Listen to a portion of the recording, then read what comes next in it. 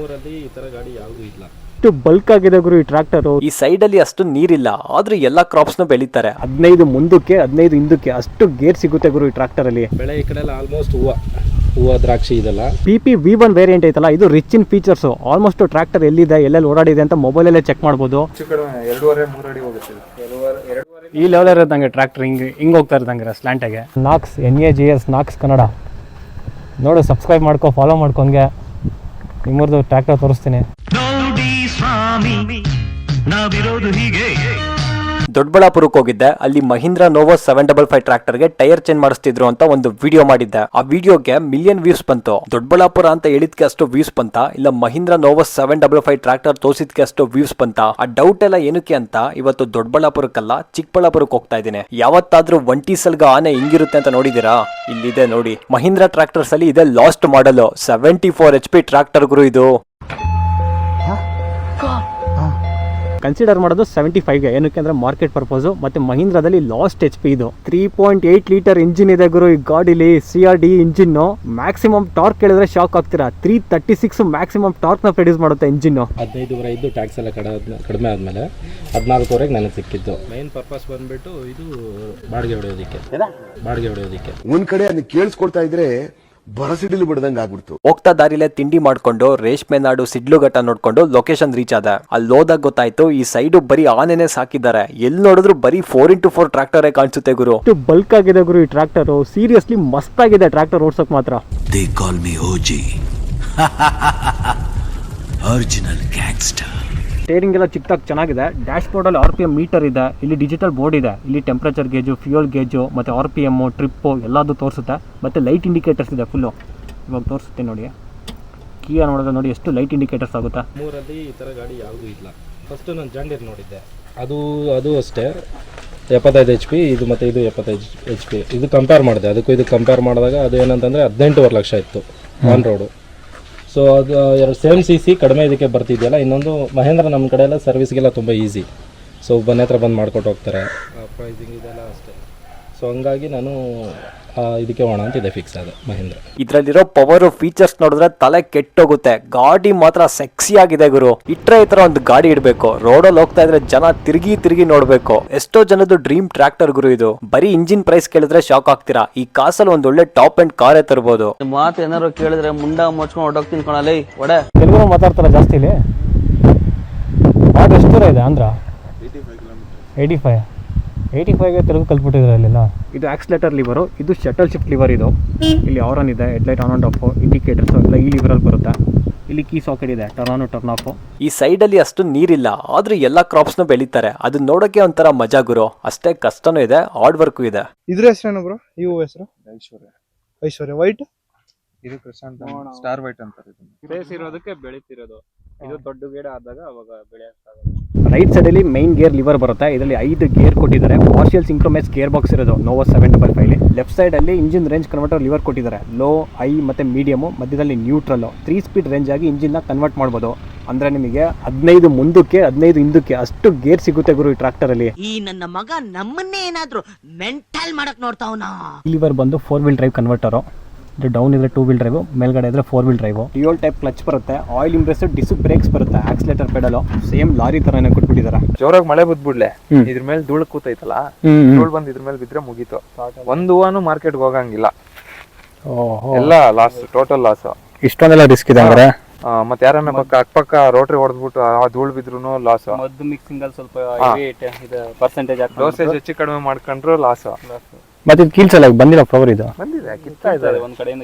ಬೆಳಗ್ಗೆ ಅದನ್ನ ಮಾಡ್ಕೊಂಡೆ ಬಂದಿದ್ದು ನಾನು. ಡ್ರೈವರ್ ಸೀಟ್ ನೋಡಿ ಯಾವ ತರ ಕೊಟ್ಟಿದ್ದಾರೆ. ಆರ್ಮ್ ರೆಸ್ಟ್ ಇದೆ, ಸೀಟ್ ಬೆಲ್ಟ್ ಕೂಡ ಕೊಟ್ಟಿದ್ದಾರೆ ಗುರು ಈ ಸೀಟಿಗೆ. ಇದು ಇನ್ನು ಹೊಸ ಗಾಡಿ, ಇನ್ನು ಕವರ್ ಎಲ್ಲ ತೆಗ್ದಿಲ್ಲ. ಸ್ವಲ್ಪ ಆಕ್ಷನ್ ಕಡಿಮೆ, ಹೊಸದಲ್ಲ. ಆಮೇಲೆ ಹೋಗ್ತಾ ಆಕ್ಷನ್ ಚೆನ್ನಾಗಿ ಆಗುತ್ತೆ. ಇದು ರೆಂಟಲ್ ಸಿಂಗಲ್ ನೇಗ್ಲು ಅಂತ. ಅದು ಮೇಯ್ನ್ ಅವ್ರಿಗೆ ಏನಿಲ್ಲ ಅಂದ್ರೆ 2.5 ಅಡಿ ಡೀಪ್ ಹೋಗ್ಬೇಕು. ಸೊ ಇದಕ್ಕೆ ಇದು ಜಾಸ್ತಿ ಯೂಸ್ ಆಗುತ್ತೆ. 1 ನೇಗ್ಲು 5 ಕಾರು ರೋಟ್ರಿ. ಮಹೀಂದ್ರ ನೋವೋ 755 ಟರ್ಬೋ ಕೊಟ್ಟಿದ್ದಾರೆ. ಇಲ್ಲಿ ಕೊಟ್ಟಿದ್ದಾರೆ ನೋಡಿ. ನಾರ್ಮಲ್ DI ಇಂಜಿನ್ ಟ್ರಾಕ್ಟರ್ಗೆ ಟರ್ಬೋ ಚಾರ್ಜರ್ ಹಾಕಿದ್ರೆ ಏನೆಲ್ಲ ಚೇಂಜಸ್ ಆಗುತ್ತೆ ಅಂದ್ರೆ ಇಂಜಿನ್ ಪವರ್ 20 to 30% ಜಾಸ್ತಿ ಆಗುತ್ತೆ. ಕರೆಕ್ಟ್ ಆಗಿ ಇಂಜಿನ್ ಟ್ಯೂನ್ ಮಾಡಿದ್ರೆ ಹೆವಿ ಲೋಡಿಗೆ ಬೆಸ್ಟ್ ಪರ್ಫಾರ್ಮೆನ್ಸ್ ಕೊಡುತ್ತೆ. ಟ್ರಾಕ್ಟರ್ ಓಡಿಸೋಕೆ ನೆಕ್ಸ್ಟ್ ಲೆವೆಲ್ ಅಲ್ಲಿ ಇರುತ್ತೆ. ಆದ್ರೆ ರಿಯಲ್ ಪಿಕ್ಚರ್ ಏನು ಅಂದ್ರೆ ನಾರ್ಮಲ್ DI ಇಂಜಿನ್ಸ್ ಎಲ್ಲ ಟರ್ಬೋ ಪವರ್ ಗೆ ಡಿಸೈನ್ ಆಗಿರಲ್ಲ. ನಾವೇನಾದ್ರೂ ಫೋರ್ಸ್ಫುಲಿ ಟರ್ಬೋ ಹಾಕಿದ್ರೆ ಪಿಸ್ಟನ್ ಡ್ಯಾಮೇಜ್ ಆಗ್ಬೋದು, ಹೆಡ್ ಗ್ಯಾಸ್ಕೆಟ್ ಫೇಲ್ಯೂರ್ ಆಗ್ಬೋದು, over heating issue, almost engine life ಕಡಿಮೆ ಆಗೋ ಚಾನ್ಸಸ್ ಇರುತ್ತೆ. ಮತ್ತೆ ಫ್ಯೂಯಲ್ ಕನ್ಸಂಪ್ಷನ್ ಜಾಸ್ತಿ ಆಗುತ್ತೆ, ಪವರ್ ಜಾಸ್ತಿ ಇರುತ್ತಲ್ಲ, ಮೈಂಟೆನೆನ್ಸ್ ಅಷ್ಟೇ ಕಾಸ್ಟ್ಲಿ ಇದೆ. ಟರ್ಬೋಗೆ ಪ್ರಾಪರ್ ಆಗಿ ಆಯಿಲ್ ಸಪ್ಲೈ ಆಗಿಲ್ಲ, ಆಯಿಲ್ ಕ್ಲೀನ್ ಇಲ್ಲ ಅಂದ್ರೆ ಟರ್ಬೋ ಫೇಲ್ಯೂರ್ ಆಗೋ ಚಾನ್ಸಸ್ ತುಂಬಾ ಇರುತ್ತೆ. ಇದು ಆಕ್ಚುಲಿ ತುಂಬಾ ಇಂಪಾರ್ಟೆಂಟ್. ಟರ್ಬೋನ ಕರೆಕ್ಟ್ ಆಗಿ ಫಿಟ್ಟಿಂಗ್ ಮಾಡಿಲ್ಲ ಅಂದ್ರೆ ಇಂಜಿನ್ ಸೀಸ್ ಆಗುತ್ತೆ. ಪರವಾಗಿಲ್ಲ ಗುರು, ಏನಾದ್ರೂ ಆಗ್ಲಿ ನಾನು ಟರ್ಬೋ ಹಾಕಿಸ್ಲೇಬೇಕು ಅಂದ್ರೆ ಪಕ್ಕಾ ಎಕ್ಸ್ಪೀರಿಯನ್ಸ್ ಇರೋ ಇಂಜಿನ್ ಟೆಕ್ನಿಷಿಯನ್ಸ್ ಹತ್ರ ಫಿಟ್ಟಿಂಗ್ ಮಾಡಿಸಿ. ಟರ್ಬೋ ಹಾಕ್ಸಿದ್ರೆ ಇಂಜಿನ್ ಕರೆಕ್ಟ್ ಆಗಿ ವಾರ್ಮ್ ಅಪ್ ಮಾಡಬೇಕು, ಕೂಲ್ ಡೌನ್ ಮಾಡಬೇಕು. ಲೈಟ್ ವೇಟ್ ಕೆಲಸಕ್ಕೆ ಟ್ರಾಕ್ಟರ್ ಅಲ್ಲಿ ಟರ್ಬೋ ಏನ್ ಬೇಕಿಲ್ಲ, ಹೆವಿ ಕೆಲಸಕ್ಕೆ ಸಖತ್ತಾಗಿರುತ್ತೆ. ನಿಮ್ದಪ್ಪಯ್ಯ ಅಂತೀನಿ, ದಯವಿಟ್ಟು ಬಿಟ್ಬಿಡಿ. ಬೆಳೆ ಈ ಕಡೆ ಎಲ್ಲ ಆಲ್ಮೋಸ್ಟ್ ಹೂವು ದ್ರಾಕ್ಷಿ ಇದೆಲ್ಲ. ಈಗ ಇದರಲ್ಲೆಲ್ಲ ಜಾಸ್ತಿ ಕೆಲಸ ಏನಕ್ಕೆ ಮಾಡ್ತಾರೆ ಅಂದ್ರೆ ಹೂವು ಬೆಳೆಗೆನೆ. ಸೈಡಲ್ಲೇ ಪಾರ್ಕಿಂಗ್ ಬ್ರೇಕ್ ಕೊಟ್ಟಿದ್ದಾರೆ, ಇದು PTO ಕಂಟ್ರೋಲ್ ಮಾಡೋದಿದ್ದು. ಮತ್ತೆ ಇನ್ನೊಂದು ಲಿವರ್ ಕೊಟ್ಟಿದ್ದಾರೆ, PTOನ ಫ್ರಂಟು, ನ್ಯೂಟ್ರಲ್, ರಿವರ್ಸು, ಇದನ್ನ ಕಂಟ್ರೋಲ್ ಮಾಡಬಹುದು. ಇದರಲ್ಲಿ ಎಷ್ಟು ಶಾರ್ಪ್ ಇದೆ ಚಾಕದು. ಇಲ್ಲ, ಈ ಆಂಗಲ್ ಅಲ್ಲಿ ಯಾವ್ದನ್ನ ಕಡಿದ್ರು ಈಸಿ ಆಗಿರುತ್ತೆ. ಇನ್ನೊಂದು ಕುಡಿಬೇಕಲ್ಲ, ನಿಮ್ಮ ಕಡೆ ನೀರಾವರಿ ಕಡಿಮೆ ಅಲ್ವಾ, ಅದಕ್ಕೆ ಎಳ್ನೀರು ಇಷ್ಟು ಸ್ವೀಟ್ ಆಗಿರೋದು. ಏನಾದರೂ ಉಳ್ಬೇಕಾದ್ರೆ ತುಂಬ ಡೀಪ್ ಇಳಿಸ್ಬಿಟ್ರೆ ಅನ್ಕೊಳ್ರಿ, ನಾವು ತುಂಬ ಡೀಪ್ ಇಳಿಸ್ಬಿಟ್ರೆ ಆಟೋಮೆಟಿಕ್ ಸೆನ್ಸಿಂಗ್ ಆಗಿಬಿಟ್ಟು ಮೇಲೆ ಬರುತ್ತೆ. ಅದು ಒಂದು ಸ್ಟೆಪ್ ಅದು ಗೊತ್ತಾಗುತ್ತೆ, ಫೀಲ್ ಆಗುತ್ತೆ ನಿಮಗೆ ಸೆನ್ಸರ್ಸು. ಸೊ ಅದು ಮೇಲೆ ಮಾಡುತ್ತೆ. ಹೈಡ್ರೋಲಿಕ್ಸಲ್ಲಿ 2900 kg ಲಿಫ್ಟಿಂಗ್ ಕೆಪಾಸಿಟಿ ಇದೆ ಗುರು, ಮಹಾ ಲಿಫ್ಟ್ ಇದೆ. ಇಲ್ಲೇ ಮೆನ್ಷನ್ ಮಾಡಿದ್ದಾರೆ ನೋಡಿ, ಲಿಫ್ಟ್ ಮಹಾ ಹೈಡ್ರೋಲಿಕ್ಸ್ ಅಂತ. ಇದು ವಾಲ್ ಕಂಟ್ರೋಲು, ಇದನ್ನೇ ಹೇಳಿದ್ದು ನಿಮಗೆ. ಹೈಡ್ರೋಲಿಕ್ಸ್ ಕನೆಕ್ಟ್ ಮಾಡ್ತಾರೆ, ಒಂಟಿ ನೆಗ್ಲಿಗೆ ಬರ್ತದೆ, ಅದಕ್ಕೆ ಕಂಟ್ರೋಲ್ ಮಾಡೋದು. ಇದು ವಾಲ್ ಸೈಡ್ ಕೊಟ್ಟಿದ್ದಾರೆ, ಅದು ಲಿವರ್ ಕೊಟ್ಟಿದ್ದಾರೆ ಆಪ್ರೇಟ್ ಮಾಡೋಕ್ಕೆ. ಇದು ಡಿಪೆಂಡ್ಸ್ ಆನ್ ಕೆಲಸ. ಈಗ ಒಂದು ನೆಗ್ಲಿಗೆ ಒಂಥರ ಕುಡಿಯುತ್ತೆ, 5 ಕಾರ್ಗೆ ಒಂಥರ, ರೋಟಾವೇಟ್ರಿಗೆ ಒಂಥರ, ಈ ಥರ ಹೋಗುತ್ತೆ. ಸೊ ಜಾಸ್ತಿ ಅಂದರೆ 5 ಕಾರು ಅಂದರೆ ಪ್ರತಿ ಸಿಂಗಲ್ ಲೈನು ಜಾಸ್ತಿ ಡೀಪ್ ಇಳಿಯುತ್ತಲ್ಲ. ಎಂಟೈರ್ ಟ್ರಾಕ್ಟರ್ ಇಂಡಸ್ಟ್ರಿಗೆ ಫಸ್ಟ್ ಈ ತರ ಟೆಕ್ನಾಲಜಿ ತಂದಿದ್ದು ಮಹೀಂದ್ರ ಗುರು. ಎಂ ಬೂಸ್ಟ್ ಟೆಕ್ನಾಲಜಿ. ಎಂ ಅಂದ್ರೆ ಮಹೀಂದ್ರ, ಬೂಸ್ಟ್ ಅಂದ್ರೆ ಇನ್ಕ್ರೀಸ್ ಪವರ್. ಇದು ಟಾಪ್ ಫೀಚರ್. ಮಹೀಂದ್ರ ನೋವಾ ಸೀರೀಸ್ ಅಲ್ಲಿ ಅಷ್ಟೇ ಸಿಗೋದು, ಹೈಯರ್ ಎಂಡ್ ಮತ್ತೆ ಹೈಯರ್ HP ಟ್ರಾಕ್ಟರ್ ಅಲ್ಲಿ. ಎಂ ಬೂಸ್ಟ್ ಅಲ್ಲಿ 3 ಮೋಡ್ಸ್ ಇಂಜಿನ್ ಕಂಟ್ರೋಲ್ ಬರುತ್ತೆ. ಡೀಸೆಲ್ ಸೇವರ್ ಮೋಡ್, ಇದರಲ್ಲಿ ಬೆಸ್ಟ್ ಮೈಲೇಜ್ ಸಿಗುತ್ತೆ. ನಾರ್ಮಲ್ ಮೋಡ್, ಇದರಲ್ಲಿ ಬ್ಯಾಲೆನ್ಸ್ಡ್ ಪರ್ಫಾರ್ಮೆನ್ಸ್ ಸಿಗುತ್ತೆ ಟ್ರಾಕ್ಟರ್ ಅಲ್ಲಿ. ಪವರ್ ಮೋಡ್, ಇದನ್ನ ಹೆವಿ ಕೆಲಸಕ್ಕೆ ಯೂಸ್ ಮಾಡ್ತಾರೆ. ಪವರ್ ಔಟ್ಪುಟ್ ಸಖತ್ತಾಗಿರುತ್ತೆ. ಫುಲ್ ಡಿಫರೆನ್ಸ್ ಗೊತ್ತಾಗುತ್ತೆ 3 ಮೋಡ್ಸ್ ಅಲ್ಲಿ. ಟ್ರಾಕ್ಟರ್ ಓಡಿಸಕ್ ಮಾತ್ರ ಸೆಕ್ಸಿ ಆಗಿದೆ ಗುರು. ಎಂ ಬೂಸ್ಟ್ ಟೆಕ್ನಾಲಜಿ ಬೇಕು ಅಂದ್ರೆ ಟ್ರಾಕ್ಟರ್ ಅಲ್ಲಿ CRD ಇಂಜಿನ್ ಇರಬೇಕು, ಪ್ಲಸ್ ಎಲೆಕ್ಟ್ರಾನಿಕ್ಸ್ ಕಂಟ್ರೋಲ್ ಇರಬೇಕು. ಈ ತರ ಒಂದು ಮ್ಯಾಟ್ರೇ ನಮಗೆ ಗೊತ್ತಿಲ್ವಲ್ಲಣ್ಣ. ಮೇನ್ ಈ ಟ್ರಾಕ್ಟರ್ ಅಟ್ರಾಕ್ಷನ್ ಕ್ಯಾಬಿನ್ ಮಾತ್ರ ಸಖತ್ತಾಗಿ ಕೊಟ್ಟಿದ್ದಾರೆ. ಎಣ್ಣೆ ಹೊಡೆದ್ರೆ ನಶೆ, ನಮ್ಮ ಹುಡುಗಿನ ನೋಡ್ತಿದ್ರೇನೇ ನಶೆ. 2 ಆಲೋಜನ್ ಪ್ರೊಜೆಕ್ಟರ್ ಲೈಟ್ಸ್ ಬರುತ್ತೆ ಫ್ರಂಟ್ ಅಲ್ಲಿ, ಮತ್ತೆ ಸೆಂಟರ್ ಅಲ್ಲಿ ಮಹೀಂದ್ರ ಲೋಗೋ ಇದೆ. ಮೈನ್ ಟ್ರಾಕ್ಟರ್ ಅಲ್ಲಿ ಏನ್ ಇಂಪಾರ್ಟೆಂಟ್ ಅಂದ್ರೆ ರೇಡಿಯೇಟರ್, ಅದಕ್ಕೆ ಫುಲ್ ಸೇಫ್ಟಿಯಾಗಿ ಫುಲ್ ಗಾರ್ಡೆ ಕೊಟ್ಬಿಟ್ಟಿದ್ದಾರೆ. ಫ್ರಂಟ್ ಅಲ್ಲಿ ನೋಡಿ ಎಷ್ಟು ವೆಯ್ಟ್ಸ್ ಕೊಟ್ಟಿದ್ದಾರೆ. ಒಂದೊಂದು ಪ್ಲೇಟ್ ಕೂಡ 27 kg ಇದೆ. ಎಷ್ಟಿದೆ? 1 2 3 4 5 6 7 8 ಕೊಟ್ಟಿದ್ದಾರೆ. 8 × 27 ಎಷ್ಟಾಯ್ತು? ನೀವೇ ಲೆಕ್ಕ ಹಾಕೊಂಬಿಡಿ. ಅಲ್ಲಿ ಫಾರ್ಮಿಂಗ್ ಯಾವ ತರ ಮಾಡ್ತಾರೆ, ಟ್ರಾಕ್ಟರ್ ಯಾವ್ದಾವ್ದು ಇಟ್ಟಿದ್ದಾರೆ ಅದನ್ನೆಲ್ಲ ನೋಡ್ಕೊಂಡು ಸಿಡ್ಲುಘಟ್ಟಾಗಿ ಬಂದ್ವಿ. ಅಲ್ಲಿ ಒಂದು ಫೇಮಸ್ ಹಲ್ವಾ ಸಿಗುತ್ತೆ, ಟೇಸ್ಟ್ ಮಾತ್ರ ನೆಕ್ಸ್ಟ್ ಲೆವೆಲ್ ಇತ್ತು ಗುರು. ಯಾವ್ದು ಅಂತ ಗೊತ್ತಿದ್ರೆ ಕಮೆಂಟ್ ಮಾಡಿ. ಫ್ರಂಟ್ ಬಾನೆಟ್ ನ ಓಪನ್ ಮಾಡಬೇಕು ಅಂದ್ರೆ ಇಲ್ಲಿ ನಾಬ್ ಕೊಟ್ಟಿದ್ದಾರೆ. ಈ ನಾಬ್ನ ಪುಲ್ ಮಾಡಿದ್ರೆ ಆಟೋಮೆಟಿಕ್ ಇಲ್ಲಿ ಗೊತ್ತಾ, ಮೋಸ್ಟ್ಲಿ ಜಾಮ್ ಆಗಿಬಿಟ್ಟಿದೆ ಧೂಳು ಕೂತ್ಕೊಂಡು. ಎಲ್ಗುರು ಎದೊಳ್ತಲ್ಲ ಎಲ್ಲ ಇವರು ರೋಟ್ರಿ ಎಲ್ಲ ಹೊಡೆದಿನೇನೆ, ಧೂಳೆಲ್ಲ ಕೂತ್ಕೊಂಡು ಜಾಮ್ ಆಗಿಬಿಟ್ಟಿದ್ದಾರೆ ರಬ್ಬರು, ಅದಕ್ಕೆ ಎದಳ್ತಿಲ್ಲ. ಫ್ರಂಟ್ ರೇಡಿಯೇಟರ್ ನೋಡಿ ಎಷ್ಟು ದೊಡ್ಡದಾಗಿ ಕೊಟ್ಟಿದ್ದಾರೆ. ಡ್ರೈ ಟೈಪ್ ಏರ್ ಫಿಲ್ಟರ್ ಬರುತ್ತೆ. ಇಲ್ಲಿ ಕೂಲೆಂಟು ಮತ್ತೆ ವಾಟರ್ ಎರಡೂ ಕರೆಕ್ಟಾಗಿ ಮೇಂಟೈನ್ ಮಾಡಬೇಕು ಇಂಥ ಹೈಯರ್ HP ಗಾಡಿಗಳಿಗೆ. ಟ್ರ್ಯಾಕ್ಟರ್ ಅಲ್ಲಿ ಫ್ರಂಟ್ ಟೈರ್ ಸೈಜು 12.4/24 ಸೆಕ್ಷನ್ ಕೊಟ್ಟಿದ್ದಾರೆ ಗುರು. ಆಲ್ಮೋಸ್ಟ್ ಒಂದು ಮೀಡಿಯಂ ಸೈಜ್ ಟ್ರ್ಯಾಕ್ಟರ್ ಬರುತ್ತಲ್ಲ, ಅದ್ರ ಬಟನ್ ಸೈಜ್ ಟೈರ್ನ ಇದರಲ್ಲಿ ಫ್ರಂಟ್ ಅಲ್ಲೇ ಕೊಟ್ಟಿದ್ದಾರೆ. ರೇರ್ ವೀಲ್ ಟೈರ್ ನೋಡು ಗುರು, ಆಲ್ಮೋಸ್ಟ್ ನನ್ನ ಹೈಟಲ್ಲಿ ಇದೆ. ಟೈರ್ ಸೈಜು ಇಲ್ಲಿ ಮೆನ್ಷನ್ ಮಾಡಿದ್ದಾರೆ ನೋಡಿ, 18.4 30 ಸೆಕ್ಷನ್ ಇದೆ. ಎಷ್ಟು ದೊಡ್ಡದಾಗಿದೆ ಅಂದ್ರೆ ಸೈಕ್ ಆಗಿದೆ ಮಾತ್ರ. ಟೈರ್ಗೂ ಮತ್ತೆ ಬಾನೆಟ್ಗೆ ಎಷ್ಟು ಗ್ಯಾಪ್ ಇದೆ ಅಂದ್ರೆ ಆಲ್ಮೋಸ್ಟ್ ನಾನೇ ಹೊಲ್ಟೋಗ್ಬೋದು ಸಂದಿನಿ, ಅಷ್ಟು ಗ್ಯಾಪ್ ಇದೆ. ಮಹೀಂದ್ರ ನೋವಾ 755 ವೇರಿಯಂಟ್ಸ್ ಕೂಡ ಇದೆ. ಬೇಸಿಕ್ ಇದೆ 2 ವೀಲ್ ಡ್ರೈವ್, ಮತ್ತೆ ನೋವಾ 755 DI ಇದೆ, ಅದು ನಾರ್ಮಲ್ ಇಂಜಿನ್. ಇದು ಬಂದ್ಬಿಟ್ಟು PP-V1 ಅಂತ, ಇದರಲ್ಲಿ CRD ಇಂಜಿನ್ ಇರೋದು. ನಮ್ಮ ಫಾಲೋವರ್ ಒಬ್ರು ಕೇಳಿದ್ರು ಟ್ರಾಕ್ಟರ್ ಅಲ್ಲಿ DI ಇಂಜಿನ್ ಮತ್ತೆ CRD ಇಂಜಿನ್ ಗೆ ಏನ್ ಡಿಫ್ರೆನ್ಸ್, ಯಾವ್ದು ಬೆಸ್ಟ್ ಅಂತ. DI ಅಂದ್ರೆ ಡೈರೆಕ್ಟ್ ಇಂಜೆಕ್ಷನ್. ಆಲ್ಮೋಸ್ಟ್ ಎಲ್ಲ ಹಳೆ ಟ್ರಾಕ್ಟರ್ ಮತ್ತೆ ನಾರ್ಮಲ್ ಟ್ರಾಕ್ಟರ್ ಅಲ್ಲಿ DI ಇಂಜಿನ್ ಬರುತ್ತೆ. ಇದು ಯಾವ ತರ ವರ್ಕ್ ಆಗುತ್ತೆ ಅಂದ್ರೆ ಟ್ರಾಕ್ಟರ್ ಅಲ್ಲಿ ಸಪರೇಟ್ ಮೆಕ್ಯಾನಿಕಲ್ ಡೀಸೆಲ್ ಪಂಪ್ ಬರುತ್ತೆ. ಅದು ಡೀಸೆಲ್ ನ ಪಂಪ್ ಮಾಡಿ ಇಂಜಿನ್ ಸಿಲಿಂಡರ್ ಗೆ ಡೈರೆಕ್ಟ್ಲಿ ಇಂಜೆಕ್ಟ್ ಮಾಡುತ್ತೆ. ಇದರಲ್ಲಿ ಯಾವ್ದು ಎಲೆಕ್ಟ್ರಾನಿಕ್ಸ್ ಇರಲ್ಲ, ಇದು complete mechanical process. DI engine ಎಲ್ಲ ಸಿಂಪಲ್ ಡಿಸೈನ್ ಮತ್ತೆ ಲೋ ಮೇಂಟೆನೆನ್ಸ್, ಆದ್ರೆ ಪವರ್ ಔಟ್ಪುಟ್ ಅಷ್ಟು ಸ್ಮೂತ್ ಆಗಿರಲ್ಲ CRD ಇಂಜಿನ್ ಗೆ ಕಂಪೇರ್ ಕಂಪೇರ್ ಮಾಡಿದ್ರೆ. CRDE ಅಂದ್ರೆ ಕಾಮನ್ ರೈಲ್ ಡೀಸೆಲ್ ಇಂಜಿನ್ ಅಂತ. ಈ ಇಂಜಿನ್ ನ ಯೂಸ್ ಮಾಡೋದು ಫುಲ್ higher HP ಮತ್ತೆ ಅಡ್ವಾನ್ಸ್ಡ್ ಟ್ರಾಕ್ಟರ್ ಅಲ್ಲಿ. ಇದು ಯಾವ ತರ ವರ್ಕ್ ಆಗುತ್ತೆ ಅಂದ್ರೆ ಡೀಸೆಲ್ ಒಂದು ಕಾಮನ್ ಪೈಪ್ ಆರ್ ರೈಲ್, ಅದರಲ್ಲಿ ಹೈ ಪ್ರೆಷರ್ಡ್ ಆಗಿ ಸ್ಟೋರ್ ಆಗಿರುತ್ತೆ. ಎಕ್ಸಾಕ್ಟ್ ಟೈಮಿಂಗ್ ಗೆ ಎಷ್ಟು ಬೇಕೋ ಅಷ್ಟು ಡೀಸೆಲ್ ನ ಇಂಜಿನ್ ಸಿಲಿಂಡರ್ ಗೆ ಸ್ಪ್ರೇ ಮಾಡುತ್ತೆ. ಲೈಟ್ ವೈಟ್ ವರ್ಕ್ ಇದ್ರೆ ಡೀಸೆಲ್ ನ ಕಡಿಮೆ ಕುಡಿಯುತ್ತೆ, ಹೆವಿ ವರ್ಕ್ ಇದ್ರೆ ಡೀಸೆಲ್ ನ ಜಾಸ್ತಿ ಕುಡಿಯುತ್ತೆ. ಇದನ್ನೆಲ್ಲ ಕಂಟ್ರೋಲ್ ಮಾಡೋದು ECU, ಇಂಜಿನ್ ಕಂಟ್ರೋಲ್ ಯೂನಿಟ್. ಇದನ್ನ ಟ್ರಾಕ್ಟರ್ ಬ್ರೈನ್ ಅಂತಲೂ ಕರೀತಾರೆ ಗುರು. ಇದೆಲ್ಲ ಫುಲ್ ಎಲೆಕ್ಟ್ರಾನಿಕ್ಸ್ ಅಲ್ಲಿ ವರ್ಕ್ ಆಗುತ್ತೆ ಆಟೋಮೆಟಿಕ್ ಆಗಿ. ಇದು ಫುಲ್ ಅಡ್ವಾನ್ಸ್ ಟೆಕ್ನಾಲಜಿ. ಈ ಟ್ರಾಕ್ಟರ್ ಅಲ್ಲಿ ಇರೋದು CRDE ಇಂಜಿನ್ ಗುರು. ಎಲ್ಲ ಕಡೆ ಮಾಡ್ದಂಗೆ ಯಾವ್ದು ಇದು ಚೆನ್ನಾಗಿಲ್ಲ ಅನ್ನೋದೇ ಇಲ್ಲ. ನಮ್ಮೂರ್ ಬಗ್ಗೆ ಏನಾದ್ರು ಕೇಳಿ ಏನ್ ಸ್ಪೆಷಲ್ ಅಂತ ಹೇಳ್ತೀವಿ. ನಮ್ಮೂರಲ್ಲಿ ಏನ್ ಸ್ಪೆಷಲ್ ಅಂತ ಕೇಳಕ್ ಹೋಗ್ಬೇಡಿ. ಸರ್ ಏನ್ ಸ್ಪೆಷಲ್ ಹೇಳಿ. ಟ್ರೆಂಡ್ ಈ ವರ್ಷ ಯಾವ ಟ್ರೆಂಡ್ ಇದೆ? ಈ ವರ್ಷನಾ ಈ ಕ್ರಿಶಾಂತಮ್ ಟ್ರೆಂಡ್ ನಡೀತಾ ಇದೆ.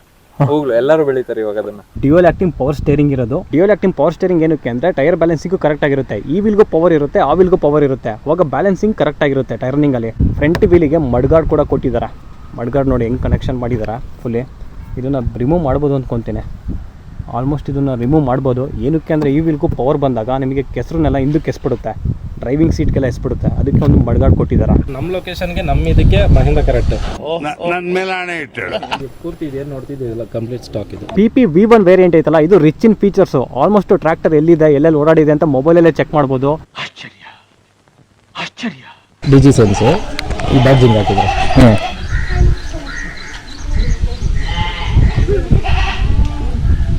ಇದು ನಿಮ್ಮ ಗಾಡಿ. ಇಂಜಿನ್ ಆಫ್ ಆಗಿದೆ ತೋರಿಸ್ತಿದೆ.